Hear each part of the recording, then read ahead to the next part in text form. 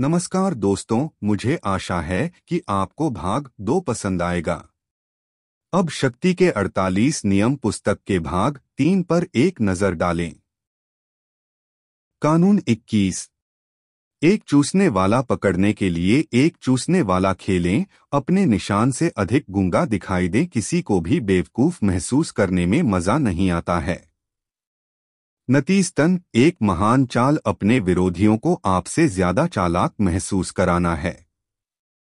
एक बार जब वे खुद को अधिक बुद्धिमान मानते हैं तो उन्हें कभी संदेह नहीं होगा कि आपके पास कोई उल्टा मकसद है। कानून 22। समर्पण रणनीति का प्रयोग करें, कमजोरी को शक्ति में बदलें। इससे पहले कि आप पराजित होने वाले हों, आत्मसमर्पण करें। यह आपको अपना बदला लेने की साजिश रचने और अपने विजेता को पीड़ा देने के लिए अधिक समय खरीदता है। समर्पण करके आप उन्हें आपको नष्ट करने की संतुष्टि से इनकार करते हैं। ऐसा करने में आप आत्मसमर्पण के कार्य को शक्ति का एक उपकरण बनाते हैं। उपज से आप ऊपरी हाथ प्राप्त करते हैं क्योंकि आप अपने प्रतिद्वंद्वी को विश्वास दिलाते हैं कि उन्होंने आपको हरा दिया है, भले ही आप उनके पतन की साजिश रचते हैं। यह आपके विरोधियों को भ्रमित करता है और इसका मतलब है कि वे आपके खिलाफ आक्रामक तरीके से कार्य करने की संभावना नहीं रखते हैं। कानून 23। अपनी ताकतों को केंद्रित करें, उन सभी को शक्ति के एक स्रोत में केंद्रित करके अपनी ऊर्जा का संरक्षण करें। ऐसे स्रोत की तलाश करते समय एक एकल वसंत की पहचान करें जो आपको आने वाले लंबे समय तक बनाए रखेगा। आप शक्ति के कई और उथले स्रोतों के बीच बहने की तुलना में एक विलक्षण समृद्ध स्रोत खोजने से अधिक शक्ति प्राप्त करते हैं। शक्ति एकाग्र रूप में विद्यमान है। किसी भी संगठन में सत्ता उन लोगों के एक छोटे समूह से निकलेगी जो सभी तार पकड़ रहे हैं। नतीजतन शक्ति तेल की तरह है। आपको अपने आप को जीवन भर धन और शक्ति का आश्वासन देने के लिए केवल एक बार इसे हड़ताल करने की आवश्यकता है। 24 परफेक्ट कोर्टियर खेलें, दरबारी असतत रास्तों से शक्ति का उत्पादन करता है। अपने वरिष्ठों की चापलूसी और उपज और केवल आकर्षण और अनुग्रह के माध्यम से अपनी शक्ति को लागू करके वे धीरे धीरे बढ़ती हुई शक्ति जमा करते हैं। आदर्श दरबारी बनने के लिए कई कदम उठाए जा सकते हैं और उनमें निम्नलिखित शामिल हैं: असावधानी का अभ्यास करना, चापलूसी के साथ मितव्ययी होना, अपने दर्शकों के अनुसार अपनी शैली और भाषा को अपनाना, बुरी खबर के वाहक होने से बचें, कभी भी अपने वरिष्ठों की आलोचना न करें, आत्मपालन करने वाला होना, अपनी भावनाओं को माहिर करना, आनंद का स्रोत होने के नाते। 25 खुद को फिर से बनाएं, समाज ने आपको जो भूमिका दी है उसे स्वीकार न करें। अपनी खुद की पहचान बनाएं जो ध्यान आकर्षित करे। दूसरों को आपके लिए इसे निर्देशित करने देने के बजाय अपनी छवि को मास्टर करें।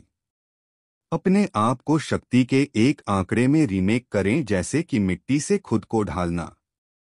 ऐसा करने के लिए आपको पहले आत्मजागरूक होना चाहिए और आपको अपनी भावनाओं को निपुण करना सीखना चाहिए। फिर आपको एक यादगार चरित्र बनाना होगा।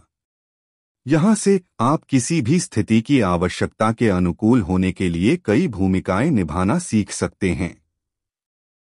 हालांकि याद रखें कि ओवर एक्टिंग उल्टा हो सकता है। 26 अपने हाथों को साफ रखें, आपको एक बेदाग उपस्थिति बनाए रखना चाहिए।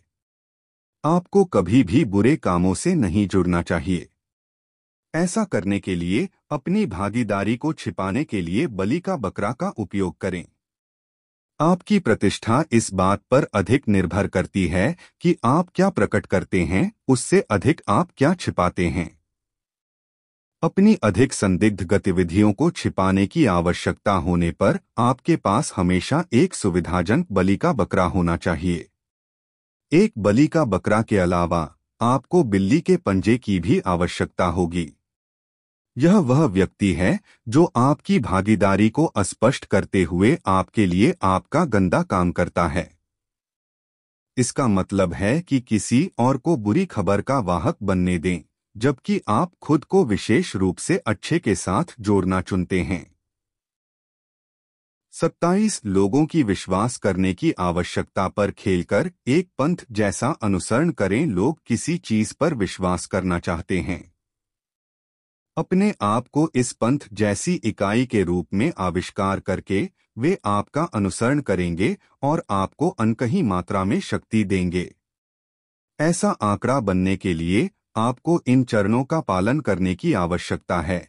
अपने शब्दों को अस्पष्ट और सरल रखें, लेकिन वादे से भरा बौद्धिक और तर्कसंगत के बजाय उत्साह पर जोर दें। संगठित धर्म के रूपों के अनुसार अपने समूह की संरचना करें। अपनी आय के स्रोतों को छिपाएं, एक हमनाम उन्हें गतिशील बनाएं। 28 बोल्डनेस के साथ एक्शन दर्ज करें। हर कोई बोल्ड की प्रशंसा करता है। डरपोक पर नाक भौं सिकोड़ी जाती है। नतीजतन आपको आधे अधूरे मन से कार्रवाई का कोर्स नहीं चुनना चाहिए।